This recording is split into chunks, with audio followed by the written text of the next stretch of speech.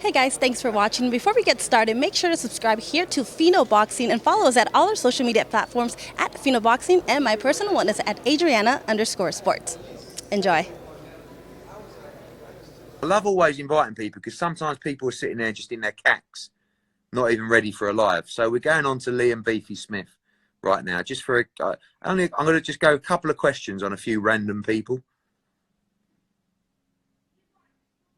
Beefy ain't accepted yet. You know that he's sitting there. He's now Beefy. Did you just go and get changed? What? Did you just go and get changed? No, I went offline. I went offline to come up when I popped it back on. Yeah. Listen, we're going to do something with you next week anyway, but I just want to get a couple of quick questions of people tuned in. We had Amir Khan on earlier, talking about a real 50-50 with you and Kell Brook. I think you said it well in the fact that you wanting Brook is a bit like Kell wanting Amir, and he's looking at Pacquiao, and Kell's trying to fight Crawford, and risky fight for him, maybe without the reward as well.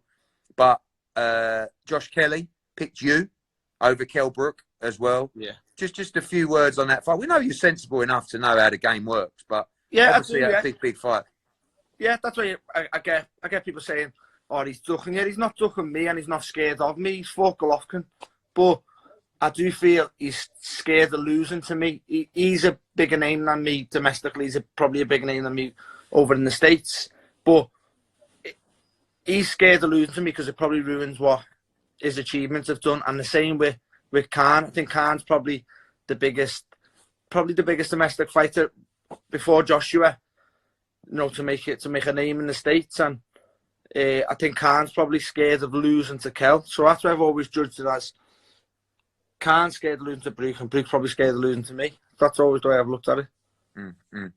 And when you talk, listen, one thing I know about you, you know your boxing inside out. Some people might not know that, but when you talk about that 54-pound division right now, it's kind of blown open, hasn't it? Like, got to the stage where it was locked up with Jarrett Hurd, and Charlo as well. Now, particularly with Rosario and also Texiera, like few guys that, listen, and they're quality fighters as well, but definitely guys that are out there that are beatable world champs at 54. Yeah, you've got people who are getting old. You've got people who are struggling with weight now, and it's blew wide open. And now I think you've got a division with a lot of world-class fighters, whereas you've had some world-class fighters, but then you've had elite champions where the division's really locked up. Lara was like that at one stage, but he's a little bit over deal now by the looks of it. And the same now, you've got new champions, Rosario, Texiera, two who a lot of fighters just below them will fancy the chances with him. That's why I think it's going to be exciting again over the next 12 to 18 months. Do you think Texiera beats Castano? No. So you fancy Castano to beat him for the title, and then listen, you against someone in a final eliminator next for the mandatory to the winner of that. Yeah, well, as it stands now, Castano's 1 and 2. So as long as I keep busy, unless they order a final eliminator, then if I keep fighting when we're allowed to fight again, then I probably should be next in line for the winner, obviously after a voluntary defence. You were due to fight around sort of May time, likely to be sort of back end of summer now. How difficult is that for you? We know you've got loads of experience. You've been around a long time. Just keep mentally motivated and keep ticking over and stay ready.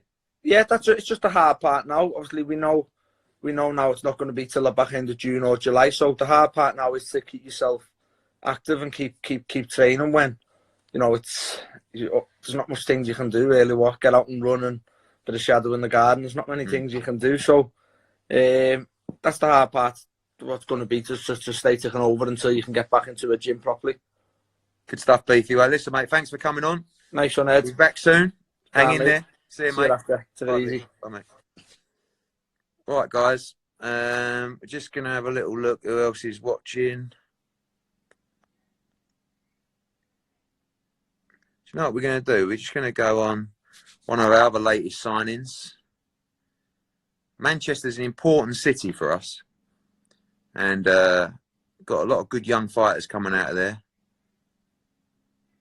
especially Zelfa Barrett, who we've just recently signed.